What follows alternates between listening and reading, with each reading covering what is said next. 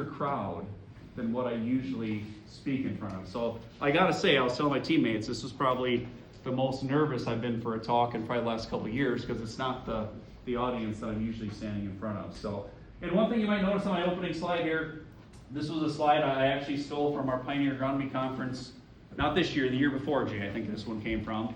And they opened it as just proud to be a Pioneer agronomist. And one thing, I think about that term, the thing that makes me most proud to be a Pioneer agronomist is to be with our local producers, right? Standing here in front of you guys today, networking, getting to grow you guys, or even me. I'm fortunate enough at Pioneer, I still get to be on farm with customers a lot, sit down with them, plan, doing plots, other things. I interact with growers almost on a daily basis, and that's still probably what makes me most proud to be a Pioneer agronomist. So we'll get started. So one thing my teammates always challenge me is you always got to have a good title to your presentation. So today, this is our pre-planting kind of season session of the Next Gen program, right? So I'm going to talk about my pre-plant greatest hits, but I also got plenty of bonus tracks in there. And I'm thinking by the time we're done today, your ride home with your sales rep's going to look something like Tommy Boy singing to the radio of how good of a time he had. So that's my goal when we get done here today. So to get started, I'm going to have a little bit of a brief and fun intro. I already said right away in our green book there, that page of our local Pioneer team. Somewhere throughout the Next Gen process, you're meeting a lot of us today, but you'll likely get an interaction with every single person on our local team, plus some of our leadership and beyond as the program goes on. So I'm going to go through my brief fun intro. I'm going to talk quite a bit about corn and soybean pre-plant considerations. These might be considerations you might be thinking I'd cover. There might be other ones, but we'll get through that. Then I'm going to talk a little bit about something I call error of recency, okay? I'll get into that, which is going to be a little bit of a philosophical topic. Then I'm going to talk a little bit about high-yield soybeans. Will's going to come up here and help me with that little interactive piece. It'll be short and fun, but I think a lot of the points for raising high-yield soybeans take place before we ever get the planter and get the seed in the ground, so we'll go through that. Then obviously disease was a big thing last year.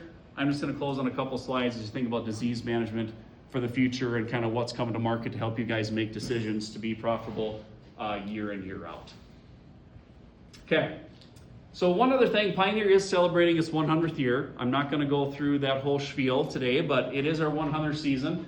And as I was going through some of the material from that, this was just interesting when I ran across this slide. So 100 years ago, our founders didn't just commercialize hybrid corn, they sparked a revolution on the farm and far beyond. And one thing early on in our company, we spent some time thinking about adoption curves and also the rise of computing, especially in the 1950s, okay? And one thing we learned in the 50s was that there's a pattern of how growers adopt new technologies in different parts of the country, okay?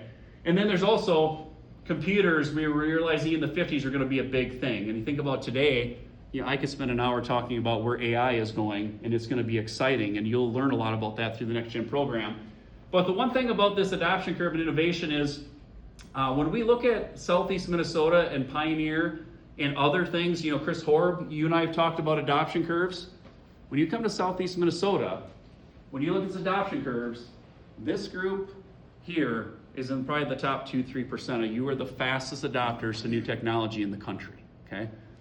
If we look at Pioneer data, if you think of some of our most recent things, Enlist E3 soybeans, 4-seed Enlist corn, Power Corn Enlist corn, the adoption rate of those technologies was faster right here than anywhere in the country. And now, Chris, you and I have talked about this on equipment. You tend to see the same trend in your world of how fast this group adapts to new things. Yeah, we were this area had the most autonomous tractors and tests for the last 5 years.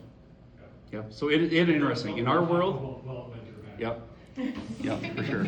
So you guys are very fast adapters. And the one thing I want to point out, does that bring value and do you stay ahead of the curve? And I would argue you guys do, okay? So this is in your green book. I think it's on page 4. I publish this every single year. If you want to reference this chart, I update it every single year. But this is kind of just looking at our local replicated PKP trials. What are we gaining in yield from genetic gain, okay? On average in the U.S., genetic gain is probably somewhere between 1.5 bushels and 1.75 bushels per year, okay? If you kind of go through, whether it be my commercial data and Eric Schimmick went through research data, and we both landed the same number. In Southeast Minnesota, it's about 2.5 to 2.54 in my data. So you guys are almost 1 bushel ahead of the curve, right? And why is that? Most of that goes back to my previous slide. You guys adapt new technology and products faster than anybody. And when you are, you will lead that curve a little bit better. So, and just in that, I published that too. This is from 626 replicated PKP locations. That was 6,335 individual weight checks to get that data. So there's a lot of information behind that, driving that. And I find it interesting, when our product analyst and I went through this, the commercial data matches research data to a T, right? It's the exact same number. But again, the reason that you guys are bucking it is you adapted a year to 2 to 3 faster than everywhere else, okay? So just the interesting dynamic of your guys' innovation curve of being fast adapters, you're driving gain in a hurry. So next thing, when I was prepping for this presentation, normally I'm not the old person speaking to the group, okay? I'm not the youngest, I'm not the oldest, but usually when I look out in the crowd, I'm usually looking at people older than me, not younger. So I had to make sure I can relate to you guys. So one fun fact about me is I am a very big sim racing enthusiast, okay? Can you guess which car I drive up there? It's probably pretty black and white, right? You can tell which one I pick. Okay, I wish I could say I take credit, but I do partner with an artist that does all my paint work for me because I got to worry about all things around me, and I don't have time to be designing cars. But I think it's a sharp looking piece, and it looks good on TV when I'm racing. It looks really sharp. So I race in a league, and 25 Thursday nights a year, I'm usually in my sim racing, and today's Thursday, so tonight, that car will be on track in Phoenix, and we'll see how we do. So it's a fun time. So what does that look like? You know, on a given day, this is what I got going on when I'm sim racing, right? You can see my view, you can see my feet at work, you can see me sitting there driving, right? There's a lot of things going on that I got to do to make sure I get around the track and to make sure that I'm successful, right? A lot of things going on there, very, very busy, okay? But when I think about this, it takes a lot of data and a really great team for me to be successful, okay? I have 4 teammates from all across the country, some I've never met. I feel like we're close friends, but never met them. But my closest teammate lives in Charlotte, North Carolina. But at the end of the day, I have great teammates. We have really good data that we lean on. We have great partners, and we have a model that whoever is the most comfortable being uncomfortable will likely be the most successful, okay? And I think about you guys making decisions year in, year out. Sometimes they're uncomfortable, but I watch our producers, those who are the most comfortable stepping out, trying new things, and being the most comfortable being uncomfortable, sometimes they drive to be the most successful. So it's an interesting thing of what that takes. And again, data is very big in our world. You know, things there, even there, like, right? I'm just measuring myself. How am I driving compared to my teammate? Where is he better? Where am I not? Looking at the 2 dots, right? I can look at telemetry data. And you guys have a tremendous amount of data, okay? I think of how much data you have that you don't utilize. Think about where AI in the future might be there. And that'll be maybe another topic of our event. But it's some pretty cool stuff, okay? So one other thing. I'm a University of Wisconsin River Falls grad. Anybody else here? Okay. One thing about River Falls grad, unlike Iowa Staters, we don't brag about where we went from. We went there to get to work and get back here to help you guys, right? I'm not going to be that, right? We're pretty humble people, right, Noah? Okay, we are. Real okay? humble. I'm not going to get into that, okay? But when I was in college there's this interaction in class has stuck with me since that day. But I was in a forage class. We had a really good forage professor. We were learning about alfalfa, corn silage, whatever, and he was great. But I had a classmate raise his hand and he said, you know, Grandpa says that dragging alfalfa fields in the springs makes them green up faster. Okay? That was the question. I'm like, you know, I'd done that before as a kid. I don't know why we did it. We usually loving gopher mounds because they were out of control where I grew up, right? That's why we did it. But it was interesting, and this was my professor's response. He said, one of the most challenging things if you go back to farm with your family will be telling your dad or grandpa that they are wrong. Okay? And you guys probably have interactions like that. And sometimes this is probably how they go, right? Big shout out and happy birthday going to the Matt Hungarian. Look at Al Roboski. If you never got a chance to see him on the mound, his antics were priceless. And we got a couple of examples of those. He actually seemed to incite this. He threw it over the head of the hitter, and then as the hitter charged, he got into it. But this is the best. This is where he... You ever feel like that's the way he's sometimes, right? I text myself clips all year long to get compliant with stuff. But it's a relatable thing of like, there's times like we got to try new things, but it's like we're not, right? But it's just a real world thing. And we'll go through some of those things today as we think about pre-planting. So, I got it. So we're going to get into this, corn and soybean pre-plant considerations. You might see a picture there. That's me and a customer. And Emily and our TMs agronomists, we help with a lot of our PKP plots. I love being out there helping our producers plant plots. And one thing, I'm going to pick on John Deere people today, but if you ever go do a plot with a John Deere center fill, okay, that producer is going to think, I know how to shut off the center fill blower. And at the end of the day, he does not know how, okay? Regardless of what that grower said, he does not know how to shut it off. And a lot of times when we do plots, we have the mini hoppers off, or the covers, right? We have the covers off. So what happens if that blower is not off when he sets it down? If you've never seen it, it's a hell of a mess. And I've witnessed it many times because of that grower telling me, trust me, I got this. Because I go to unplug it. He's like, you are not touching my planter and unplugging that blower. And I said, yes, I am. Because I know you don't know how to turn off. So this is usually how that conversation goes with that grower. I'm telling them that. So again, I'm using AI here, people, to have a good time. So, but for the most part, we've gotten there. Most growers now agree it's best just to unplug that thing. So that's just my fun John Deere. Most John Deere growers do not know how to shut off the blower. Okay. So let's talk about this a little bit. You're all getting ready to plant another crop, and I would say, Jay, how many days away are we from the first call of should I plant or not plant? I'm going to ask our we are senior agronomist. 39 days away. I think so too. I said 40 earlier today from that first call. Okay, so we're 40 days away from where my phone will ring 20, 30 times in a day saying, should we plant corn or not? Do you guys ever go through that in the spring? Gosh, what should we do, right? Okay.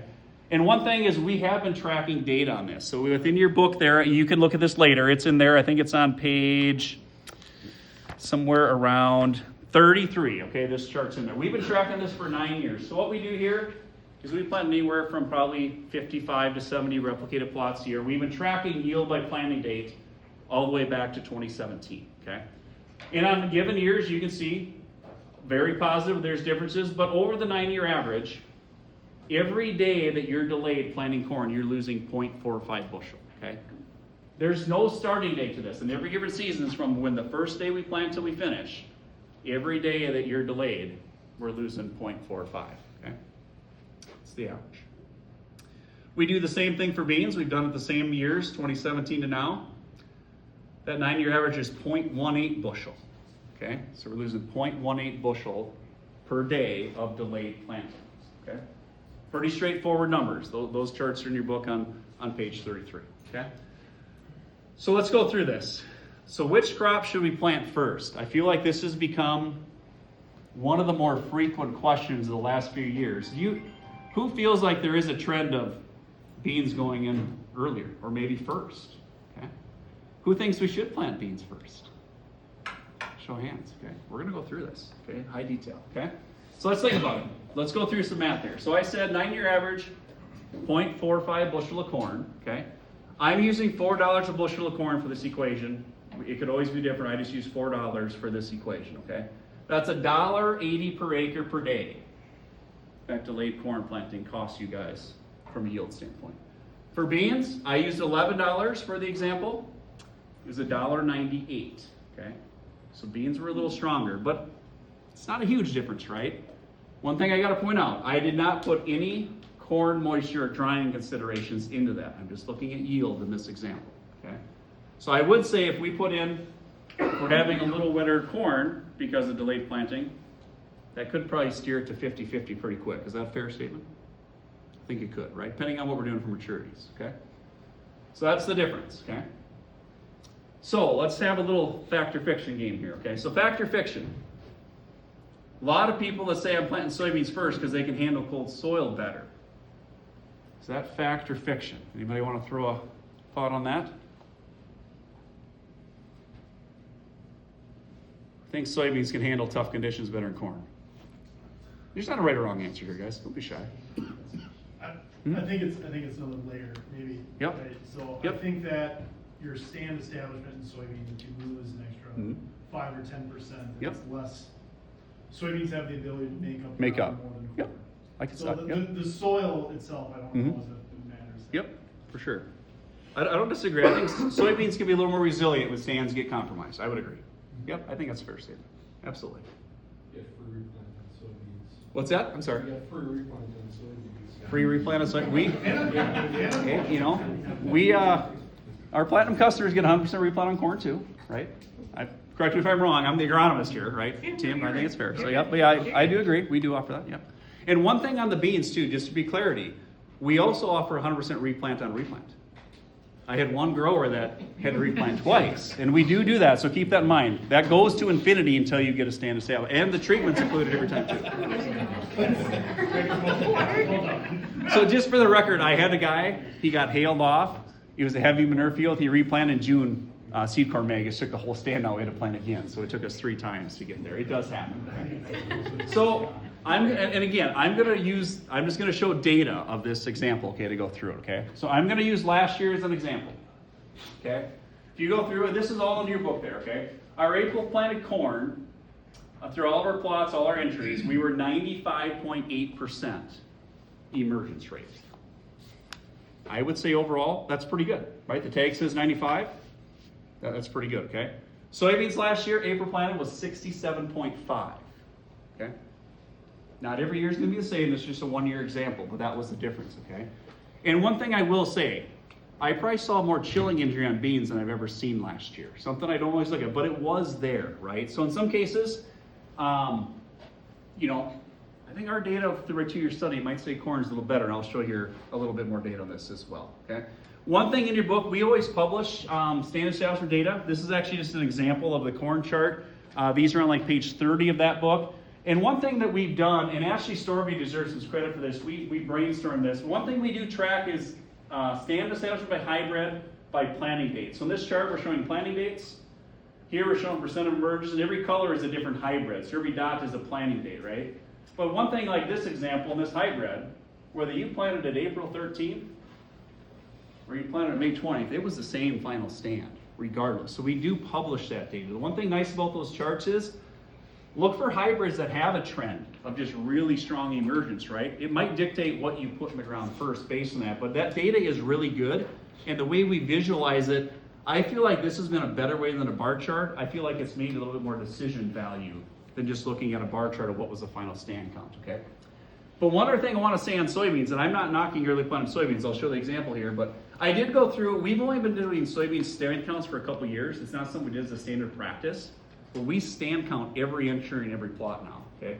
Our reps don't like it, because once you get past 30, counting is really, you know, counting to 100 is like, oh my gosh, I'm not going to get done, right? It's not fun, but it's good value. But one thing what I did here is, this is the 2-year thing. This is April planting data. One thing you might notice when you plant in April, look at the range, right? Really big range of what we're getting for stands, where in May, you can see it's getting tighter, right? There's not as much variability, okay? And the one thing I want to point out about this that's important is that I would argue soybean seeding rates are going down. Can we agree with that? I think, and I support that, okay? I'm not against that. The one challenge that I'm starting to get with is everybody wants to plant beans first and our seeding rates are going down. I feel like we're getting to a point where we're crossing a path of early planting, low populations, we're getting a little bit over the edge, okay? So what I did is I went through all this data. If you want to achieve the same final stand count in April as May, on average, we should increase our seeding rate 9%, okay? So if you're dropping 125,000 is your goal, those early planting dates, bumping that 9% on average will get you closer to what you're seeing in May, okay? Because one thing I've noticed the last 4 years, and my teammates can say, I've stand counted more beans than corn. I feel like the last 2 years, I've spent 3 weeks stand counting beans. Like, do we got enough? Do we not got enough? And I think the reason is we're just a little too low seeding rate sometimes in April, right? Dropping 120,000 April 10th, what's our margin of error, right? Gets really tight. We're dropping 125,000 in May. The range of it, your chance of getting a good stand establishment emerge is good. But again, it just gets to a fine line that we're dropping 120,000 April 15th at 90% germ, we might get down to 70,000 really quick. And that's just something we're trying to dial in. Do you have data, Josh, that breaks it up between treated and untreated on their, Yeah. It's a good question. I don't have data. In our trials where I have data, we're 100% treated, okay? So there's one thing, when you do look at my soybean stand count data, that is fully treated. That has inoculant. It has our standard FST, being fungicide seed treatment, has our standard IST insecticide, and it's fully high rate ILevo. So whenever you do look at my yield data or soybean establishment data, that's the treatment that's on every single bag. I don't have a comparison. We treat everything in our plots, you know, to the hill and back. So that's how we do it. Yep. I wish I did. I just don't have data to show you. Yep. And it will vary year to year. The one thing I know when we've done it, and Dave, you can comment, treated beans, not treated beans, emergence, it can vary by the year. Some years it'll be really close. Some years it can be a big difference. And I will say, I have one producer in Spring Grove, Minnesota, okay? He's very passionate about soybeans. And it was interesting, we've done this over 2 cycles. But like 8-9 years ago, he wasn't treating beans. And for 2 years, every delivery, it was a box of untreated and a box of treated of the same variety, same lot number. And he split planted 1,400 acres for 2 years to decide if he was gonna treat. And when it was done, it was a no-brainer. 3 bushel, better stands. He's like, I will never, just everything comes treated now. And when ILevo came out, he did the exact same thing. He did the standard FSC ISD, and then we had to do the same variety, so every planter for 2 years was split planter. And when he got done with it, he's like, it was 2.3 bushel across the average year. It's a no-brainer, right? But think of how much time he did. A single side-by-side, guys, it doesn't tell the story. You got to put it over all the nooks and crannies and valleys. The way he did it was right, but boy, talk about a logistical nightmare. Even for our sales rep, he did a great job. I mean, bringing every box, loading the planter, the way he did for 4 seasons, he did this, right? But that's that's your best way to measure sheet treatment, believe it or not, is massive operation level split planters. Yeah, for sure, okay? So again, I just think as seeding rates continue to drop, just make sure we got that number right if we're up there really, really early, okay? On the other end of the spectrum, when we get later in the year, should we be increasing our seeding rates? Should we be increasing if you're really late? Yeah. If you get into like that June time frame, especially if you're doing some maybe, I have guys that might chop off some winter rye, or maybe they're double cropping, had some out there. I think being a little higher population in the spring, because again, how do you get more nodes planted late? It really kicks in June 15th. I think June 1st, yes, but you get past the 15th where they're going to stay short. That's where that increased seeding rate. I would say bumping it 20% isn't necessarily a bad place to be. Yep, yep, for sure. Okay, so let's think about this a little bit different. Okay, we talked about this yield loss per day. Okay, well, let's just use this example. Let's just say we had a planting window open up that you decided to pass up. Let's just say it was 3 days open up, April 10th, and you decided, hey, I'm going to pass. And let's just say weather took us out for 14 days, which last year that happened, right? To a T, right? It happened, and it's happened many times, okay? So again, I showed you this, but let's not look at it this way, right? Let's think of it a little different. Okay. Is it feasible that your guys' corn planter can cover 40 acres in an hour today?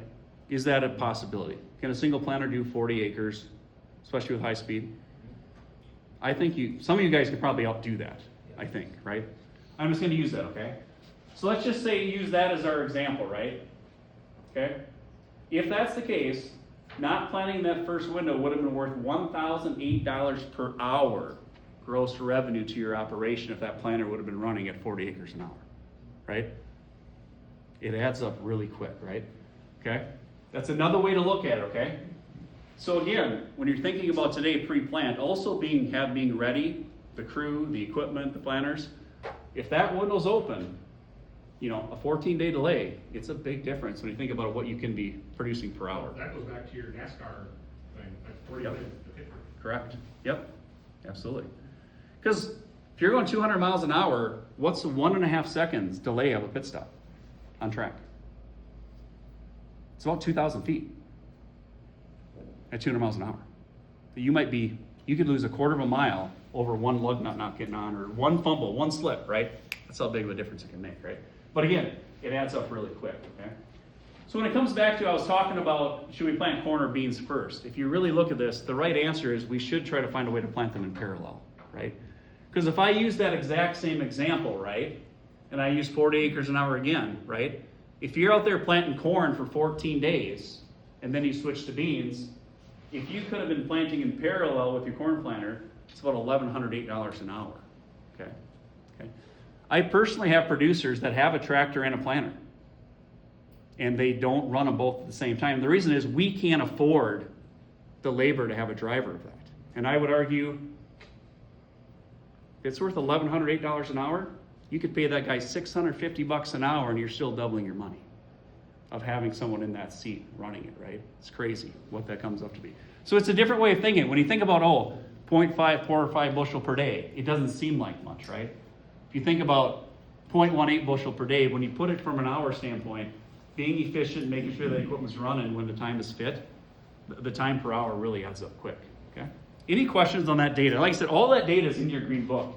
If you need to reference those charts again and put some math based on your own operation, right? You can map that to what you can plant per hour and take a look at, hey, what are the opportunities here? But a different way of looking at it, right?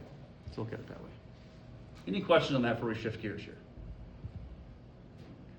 I don't know if I stunned them or what happened here, but they got really, I saw a lot of cameras going up, but the gears are cranking about how do we get a bean planter running with corn, I'm not sure. But okay, so I'm going to shift gears into this recency error talk. One thing here, I got a question. yeah. So your farm, you're planting, get April 14th, what are you gonna plant? Well, I don't farm, so I don't. Well, I'm mowing my grass at that point. I'm just joking. I'm just joking. No, go ahead. Go ahead. No, that's the question. What would you plant? Yeah. first? Yeah. So that's a great question. And again, I think I should have hit that bullet point. Okay. If you can only plant one at a time, okay, I'm planting corn first. And the reason goes back to there's a maturity dry down factor to that, right? Okay. Because if you're planting beans for 10 days and you get knocked out for 14 days and now you're 24 days behind, the maturity risk of what you're running into, I think far outweighs the risk of planting the beans first. If you have to go one, I will always tell you to plant the corn first, okay? And if you call me any spring on this topic, okay, you're gonna get the same answer from me. If you call me April 15th, hey, should I plant or not? If your soil is fit, you should plant, okay? You never mud it in. But I don't care what the forecast says. If there's a winter storm warning coming 3 days, if it's fit, take advantage of the window. Okay? That'll be my answer every time because that takes the emotion out of it. Okay? And I'll get into that here in a little bit more detail. I got some slides coming on that exact thing. But I would plant corn first. You can do one.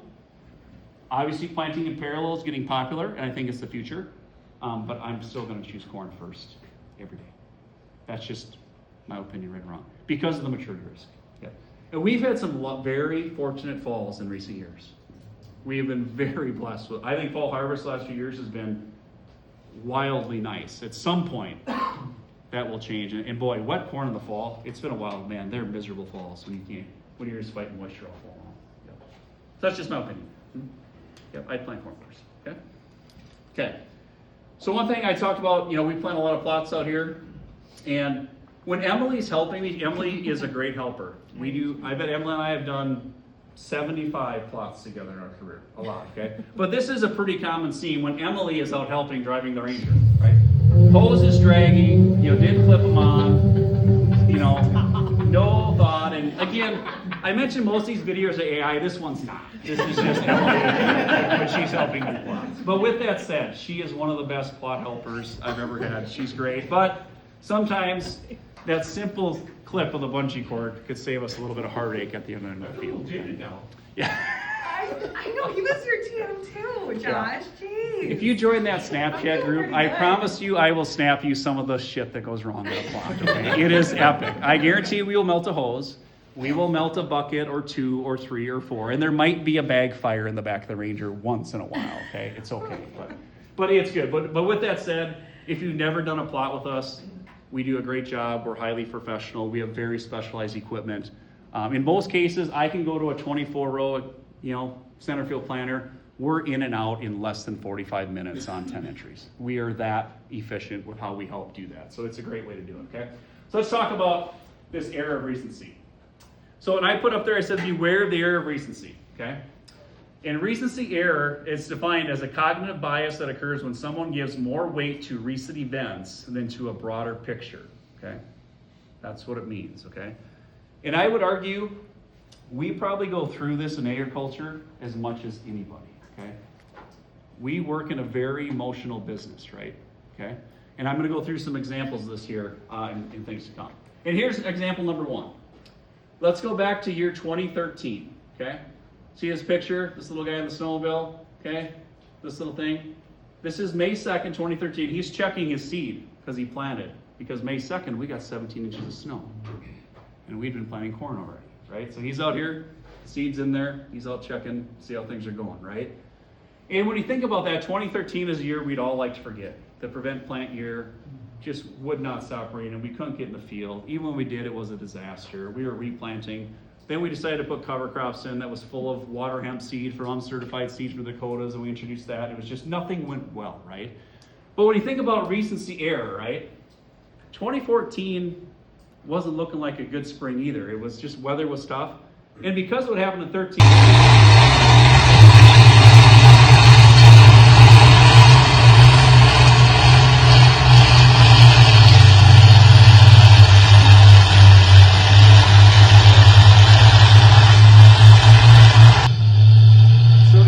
it was interesting when you think to that year.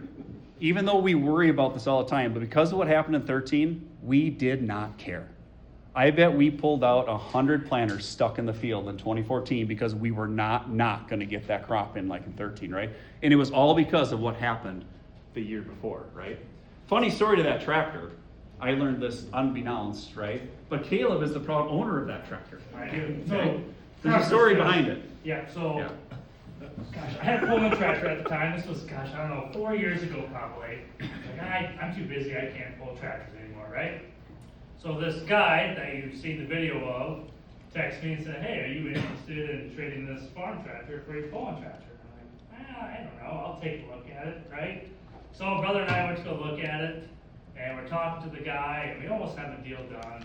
He says, I don't know if this will sway you one way or another, but this tractor's kind of famous. I said, okay. I kind of looked at my brother and I thought, boy, this is going to be either really good or really bad. And he pulls up this video that Josh just showed you, and I thought, I'll be darned. I've seen this many times. I don't know if that transmission is going to hold much longer or not. So, long story short, did the deal with the guy, put some money into it, and it's looking pretty sharp now. So, still use it once in a while, but more so living life in retirement. Did you have a cycle planner too? No, actually, I already had the cycle, so Yep. So if you joined the Snapchat group this summer, I will go out and do like a video testimonial, like a rare find. We'll send a video on that tractor and see what it's doing today. So we'll even put it on the planner for you this spring, Josh. You can come take a that'd be video. awesome. So We won't do that fast though. yeah. So we're way off track now. It's a good story. I had to get it in. So going back to 2014, this is the weather data from that spring from the Rochester, Minnesota airport. Okay. You can see down here, I got a color coded. These are your high temperatures. Is that blue, Emily? The blue is your top one. I'm colorblind. The I'm orange the is your colorblind bottom, agronomist. Just know or that. your middle And then one. I got the daily lows here tracked That's in this orange. color in orange, and then this is daily precipitation. Okay. And if we go back to that year, usually our plot planting progress follows this planting progress well. So 17 about, say, our 60 locations, maybe 25, 30% of the crop went in from April 25th to May 10th. But look at this forecast. We got 65, which is great. We got hog wild.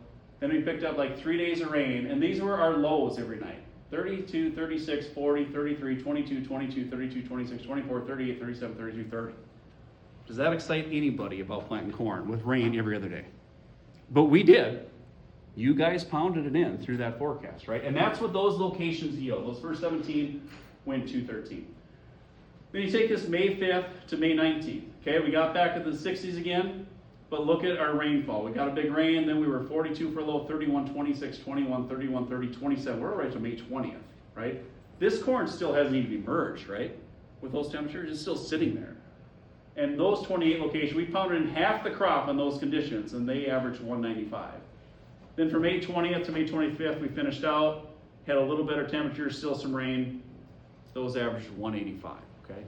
So if I think of any growing season that seed went through hell and back, it was this one planted out here. But what was still the best time to plant from a yield standpoint? Early, right? Right? In some cases, May 20th to May 10th, you'd argue was almost 30 bushel, right? Huge difference, right? And that's like the worst of the worst, right? That stuff went through the worst of the worst. It was a tough deal, okay? Crazy stuff. Then someone might say, well, what if it freezes? Well, fast forward to 2016, right? Jay, remember that year? That's 10 days of our lives and we ain't getting back, right? It's the most hand-holding I've ever done in my career was that frost event, okay? So these pictures here, Jay, you took one of these. This is one Mike Johnson took. This is 2016. Just a little bit about that spring. April was wonderful.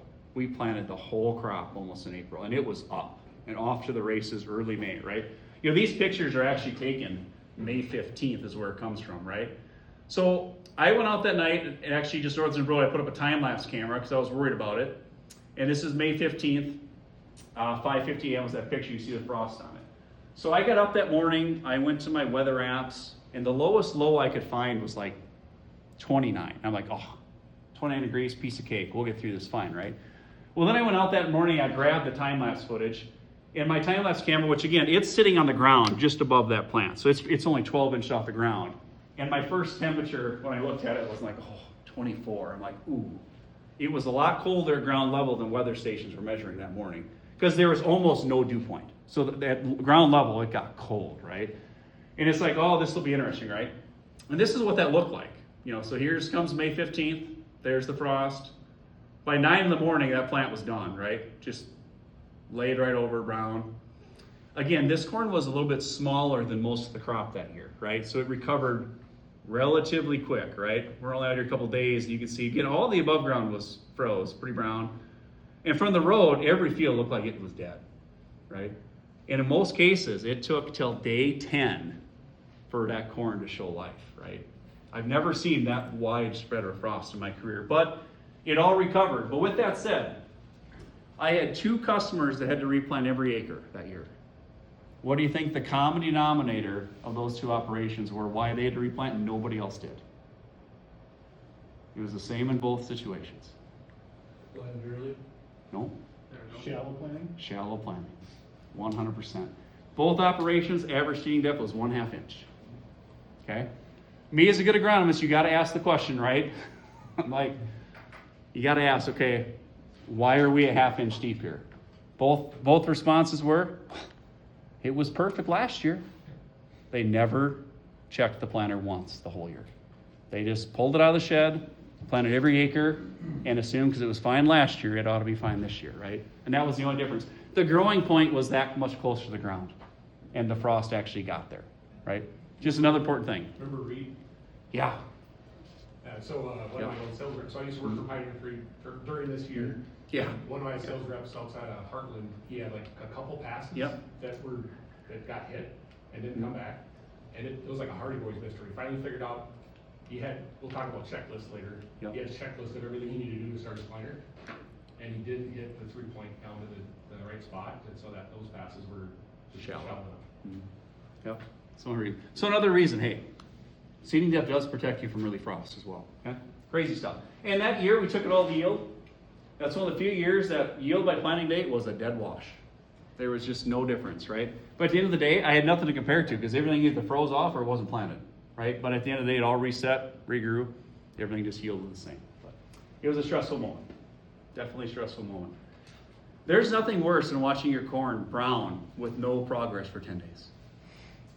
It was hard to pull the reins back to get people to hold off, okay? So back to recency error. Now I'm gonna go right back to this chart, right? You think of that, how we take the previous year sow into account, okay? So Chris, I'm gonna use you as an example. You're sitting right up front, okay?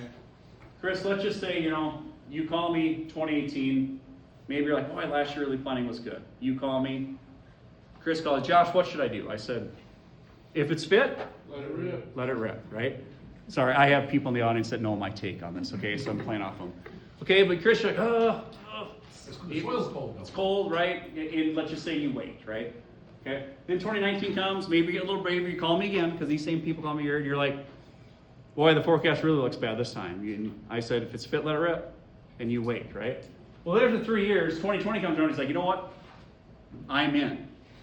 And now he plants early, and what happens? Shofner don't know what the hell he's talking about. That jackass talked me into it, now it's going bad. So now next year, well, I'm not doing that again. You don't do it, and you're like, oh, then you do it again. God, now it is going better. Then 2023, now I'm in. You do it again. See how error recency can get you on a cycle of being wrong 4, 5, 6, 7, 8 times? How many dollars per hour have you lost if you missed this 7 years in a row? Well, it adds up quick, right? These little things add up to be big things. But again, my biggest thing with error recency, look at the bigger picture. The 90-year average says if you're consistently taking advantage of fit soil, keep rolling. But if you start bobbing and weaving and you get off cycle, it can really add up in a quick hurry, okay? So in summary, planting in parallel, I would argue, is the best answer possible. If you can only plant one, planting corn first is still gonna be what I'm gonna suggest, okay? Emotion, I think, often gets in the way of really planning decisions. And if you call two people, you might get two different answers, okay? It is a big difference. People have varying degrees of comfortability on this. In our agronomists in here, I will say, we take it for granted. I've been a pioneer for 15 years now, okay? There's two things with our corn that has improved the most. One is stress emergence. 15 years ago, that was not, I don't think, our strength. And roots have come a long way. I think those two things have come the farthest. Where again, I also speak from a standpoint, I'm very confident in stress emergence in our products as well. If the soil is fit, take advantage of the opportunity. And as Jay taught me one time, we've lost more yield fearing chilling injury than we've ever lost from it. And I think that's the most true statement of that whole thing, is we've lost more yield fearing it than we've ever lost from it, okay? Any questions on that? Air recency, planting considerations? And I apologize if I'm the only asking questions here. No, you're good. Is there any correlation, like does the yield drop more early, like in beans or corn? Yeah. Does it come in plateau? Is it linear? Yeah, it can be a little bit of a linear thing.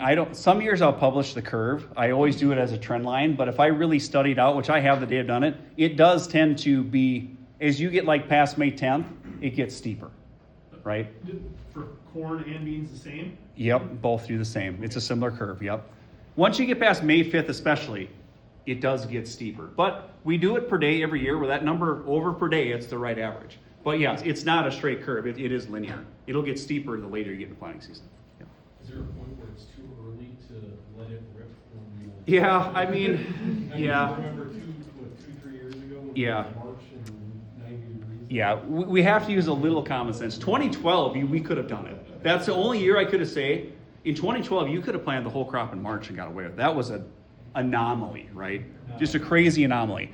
But no, in most cases, like for corn, the insurance date, you want to be at least within range. If you call me in March, I'm going to say you're crazy. Unless, now again, if you call me in March, and Chris will appreciate this, if you say, hey, I have a brand new planter that needs to be shook down, and it is beautiful March 31st, go punch in 20 acres, because making sure that planter is ready to go is worth the risk, right? And we'll just plug your ears. We'll replant that seed if it goes south. He did. Just plug your step outside, Will. We got to get this right. Like, we're not going to hang you to dry if you need to go have a practice run and make sure it's working, right? But I mean, usually the corn insurance date is, you want to be within range of it, and it's a pretty good date. Yeah, exactly. Yeah. And for soybeans, you can buy that up now, right? Pretty easy. You can buy up your insurance date on the beans, which if you are going to plant beans really early, I do encourage you to buy up the insurance. Because if you do replant, it's a pretty lucrative deal. It's very cheap. Yep. And in 2016, that's Yep. what happened. We had guys Yep. that were doing testing 2 days. Yep. And they just kept going. I mean, we did that frost Yeah. clinic in Hayfield. Yep. It was like all soybeans, and the crop insurance guy was there. Like, oh, hey, Jeff, when was this plant? April 15th. Yeah. Yeah. So yeah, I mean, you want to use some common sense there. You'll never hear me say go in March. Now, if it's a day before insurance date and it looks good, yeah. Most of the guys have been rolling for. Yeah, exactly. So it's all good. It's all good. Okay. Some of you that know me, you cannot listen to me talk. I have to talk something about corn rootworm. Anytime I speak in front of growers, there will be a corn rootworm topic. This is only going to be 2 slides, okay? The only thing I want to say about corn rootworm, it's a severe pest. Right now, I think the northern corn rootworm has my attention more than the western, because diapause has been really tough here west the last couple of years, and even over to the east where I cover, okay? Sometimes I have a producer ask me like, hey, you know, of all the customers you work with, what is one common theme of people that just you think do the best raising corn? And my answer will be the same. Top corn producers do not lose to corn rootworm, ever, right? They always do not let that pest feed them. But again, the only thing I'm going to say about be thinking about this, northern corn rootworm, when you guys are planting this spring, as soon as you finish a field and that planter's folding up, right? You haven't left the field yet, it's folding up. Your corn rootworm plant is set for the year. There's no rescue, right? You get one chance at planting to get your corn rootworm plant set, and that's all you get until next year, right? So it's important, because I get 5 to 7 calls a year of someone saying, oh, I planted a double corn on corn, what do I do? Well, we're gonna cross our fingers and hope that we get through it okay, because there's not many rescue options. In the old days, if you can still find Laura's Band, I used to wide drop Laura's Band, way off label, you can do it. I'm not saying I won't give you a creative idea, but it's gonna be your idea, not my idea, right? Okay, I know the rules, but it is very tough to have a plan B option, so make sure you get that right. And again, I'm in a heavy corn rootworm zone. I've seen bad western pressure, I've seen bad northern pressure. The other thing, guys, if you guys develop a pattern, they will beat you, okay? So what's a pattern? You raise corn, beans, corn, beans, corn, beans, corn, beans, and you always plant a double. They will if you have a pattern of predictability, they will beat you at some point. The part that sucks about northern and diapause, and my other agronomists can attest to it, I can't predict if it's sitting there for you or not. The only predictor I have is, am I seeing more northerns? There's a population kind of rising, I can track that. But we can't predict it, can we, Dave? In diapause, it might hit you, and skip you, and hit you, and you're in the same pattern. It's so infuriating where you just don't know if it's there. But when it hits you, it can be devastating. This is the worst I've seen. 2012 Fillmore County, okay? This is a traded hybrid at that time. Rootworm traded hybrid, right? This was 77 acres, just what it looked like. Okay, insurance came out the next day, estimated yield at 6 bushel. We plowed it down the next day after this picture in July because it was done. It yielded 0. That's how bad the corn rootworm were in 2012, right? This was all western corn rootworm pressure. Crazy part was, that winter of 12 to 13 was so cold, I haven't seen a western in Fillmore County since. They're still eradicated. But when they emerged, I had about 160 a plant. Western, that's how bad the pressure was. But again, this is the code red of how bad rootworm can get. I'm not saying it's sitting there for you, but this pest, it's robbing yield in years that you don't even know it is. Because how do we gauge corn rootworm usually? Corn standing, going to pick it, it's good, right? But sometimes the warning signs are there, right? The feeding's there. When you're combining corn, if you ever just see like, hey, there's a little random patch over there twisted up. There's like 3 of them. That's a warning sign. There's a couple little hot pockets that are waiting for the next year to get you. So always make sure you got a good corn rootworm plant in place because you get one chance to do it. It's with the corn planter. That's always in the seed or in the insecticide or a combination of both. You get one chance to do it. Okay? So now that you've all decided you're going to plant early, this is probably how it's going to go when you're replanting in May because you plant early when I show up. It's going to go. Okay? Hopefully not. That's not the case. But you got to remember, how are you going to replant in May if you don't plant in April? I mean, let's be real here. Let's be real here, right? Do you want to replant in June? You want to replant in May? I'd replant in May every other week. That's not the reason you should plant early, okay? All right, Will, you want to come up here? We're going to play a little high-yield soybeans. It's going to be interactive. We're going to play a little family feud. You need that sheet of paper right here. So this is the point where we need interaction from the crowd here, okay? I just want the music finished out because it's fun. Okay. So, welcome to Family Feud, okay? We surveyed only me to get the top 7 steps for raising high-yielding soybeans, okay? So there's 7 steps. Will has a prize for every person. There's 7 opportunities to get a prize here. So what are the 7 steps? Interaction, we'll keep going. So let's go through one by one. Fertilize annually, okay? I'm not, like I said, the reason I'm not a big 2-year spread is too frequently I see growers do a 2-year spread. You get one big crop, maybe the first crop of the 2-year spread's big, and you're running a deficit for crop 2. You're trying to raise 2 big crops. And because how often when you do a 2-year spread, you spread 1 year, you raise a big crop. Better than you predicted, you go out and correct that for the next crop. Makes sense? Never happens. Sometimes crop 2 gets left behind a little bit in that equation, okay? Variety selection, we had that one, right? Yep. Seed treatment, we had that one. Plant early, I'm glad we got that one. Weed control, had that one. The next 2 are Fungicide at R3. Yeah, very specific timing. I think it's a big one. Anybody guess the last one? We'll give 2 prizes if I can get 2 the last prizes, one. you guess the last one. Griswold And the last one is the most important one, in my opinion, by a country mile. Insect control? Nope. No? Nope. Tile. Nope. Attitude. Okay? The reason I say that, None of you people love planting and harvesting beans, do you? Okay?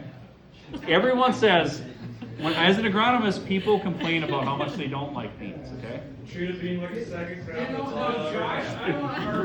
Hold on, Jake. No. Come on. The reason I say this, okay? If you have a piss poor attitude towards raising beans, are you at a higher percent chance or lower percent of skipping one of the steps above? Definitely a higher chance, right? I talked about my grower in Spring Grove, Jay. He is the most passionate soybean producer I've ever met in my life. Think of like those side by side. He does trials on beans to raise more yield every year. I mean, he would just soon plant all beans, but he can't do beans on beans. He hates corn.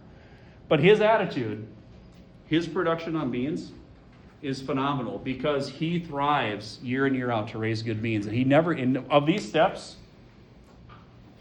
he don't miss one, right? And it's because of his attitudes. That's why I put attitude on there is, I just think you're more likely to check all the boxes if you have a positive attitude about beans year in, year out. Even though they are kind of, like you said, the second crop bastard child, right? They can be.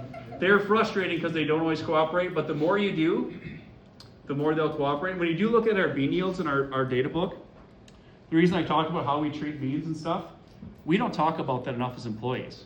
Because if you want to raise yields like in our yield book, we should treat them the same way that we're getting there. And we don't always just play, hey, what do we do in those beans to get those yields? And someone goes down to, they're planted, we usually fertilize them, they're planted early, they're fully seed treated, right?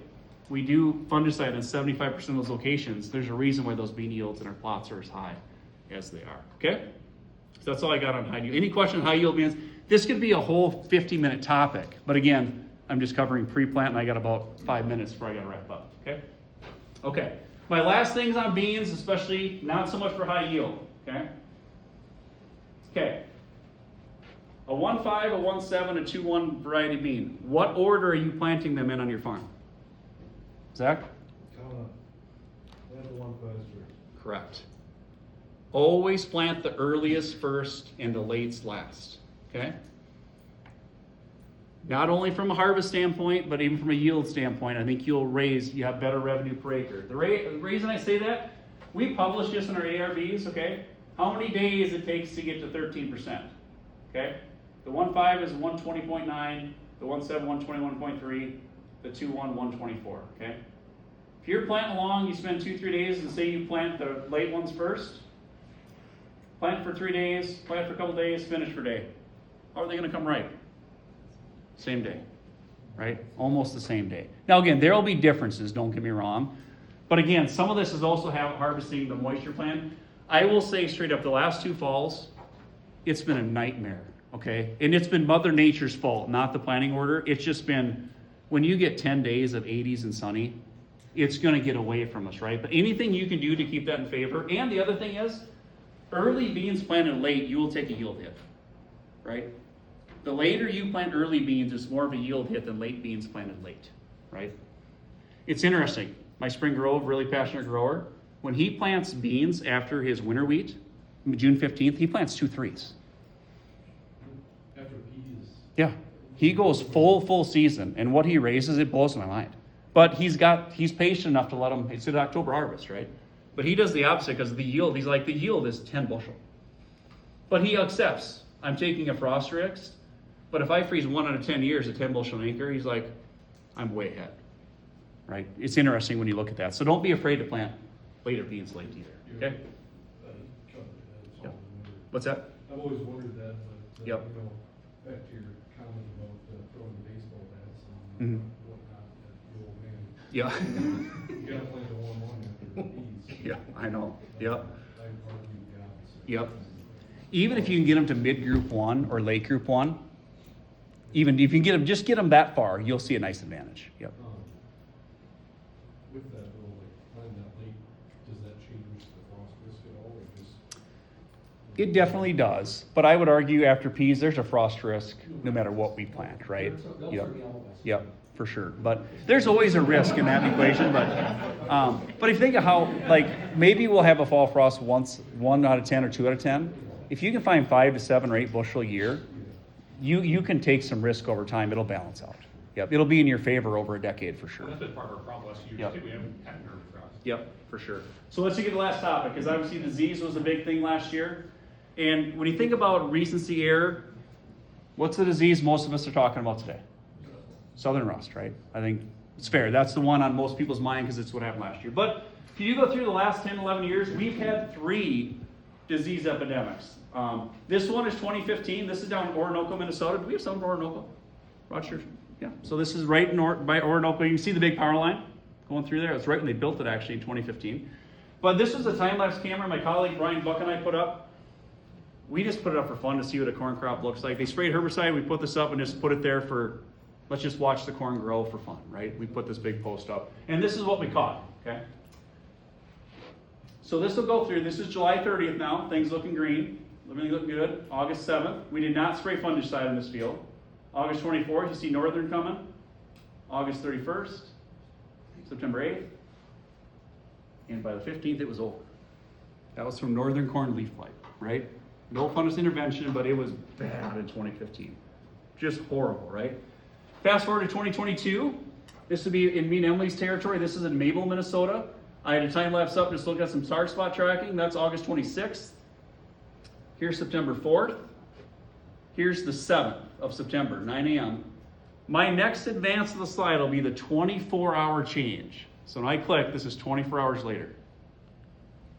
That's how fast that disease was going, right? Back 24, forward 24, right? It's progressing fast, right? That was a tough year of disease down in that area, right?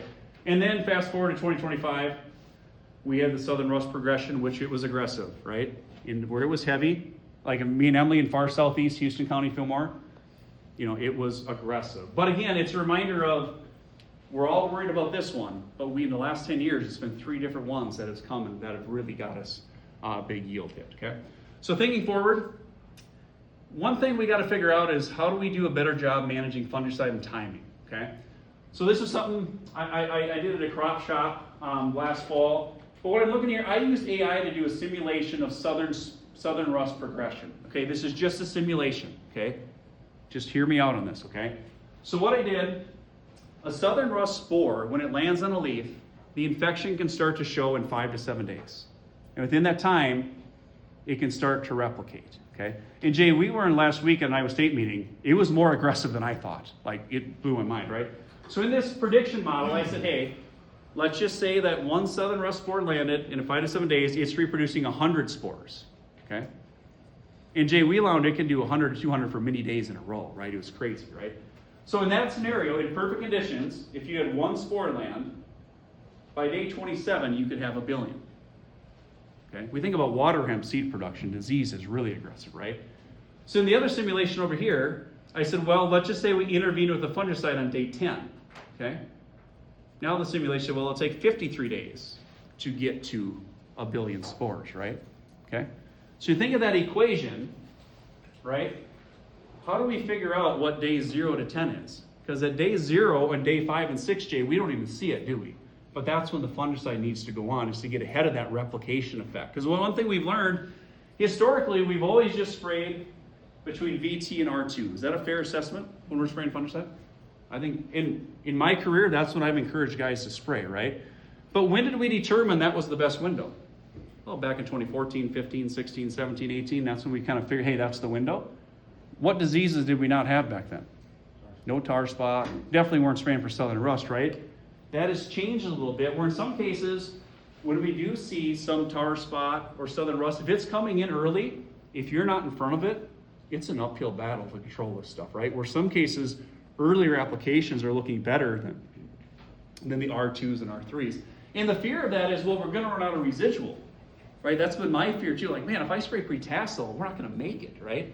But in some cases where Emma and I had severe rust, if we were out front of the replication, pre-tassel applications looked way better than R2, R3 applications. And actually, they looked like they held longer.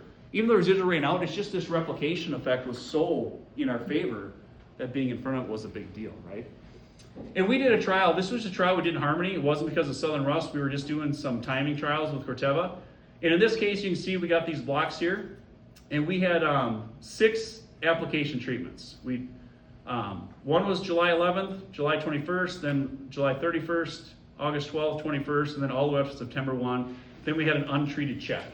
And we had 5 replications of every treatment in the blocks, right? This was UAV spray applied at 3 gallons, all prescription based. So it went out and sprayed, it knew where the check strips need to go, right? But we did use 3 gallons an acre with the drone, okay? That's how we did this, okay? And I flew it with my drone. I don't know if I was supposed to, but I did, just to get the plant health imagery in September. Some big differences in treatments out there. It's huge, right? Huge. So we take this yield, right? So again, if we look at our earliest treatment in this case, July 11th, 215. Our untreated check was 190 for just, you know.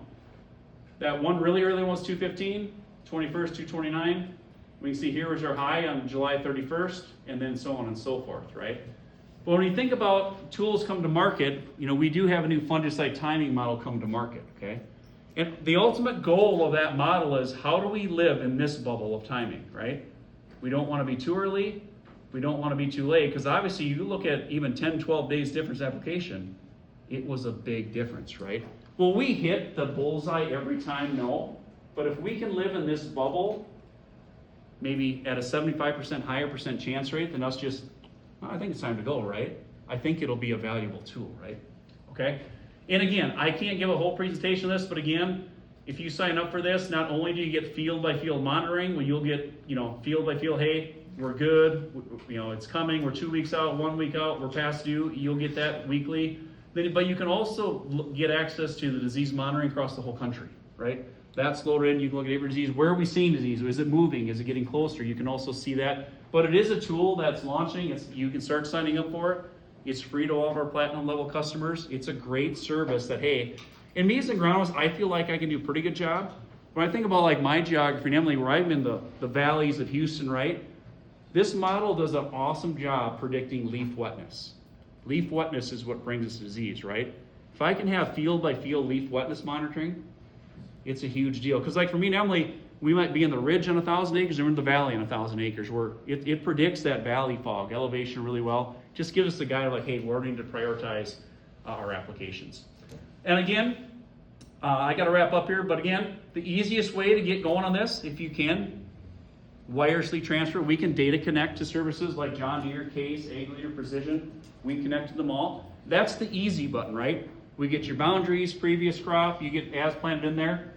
Now all you got to do is add a couple things. You don't have to data connect to us, but it does become very manual. You got to manually add your boundaries, manually add your crop, manually add your variety, manually add your planting date, the other things. It's just a matter of how do you want to do the seamless or manual entry, but that's all there as well. So in closing, guys, this is my last slide. Be proactive on disease management, okay?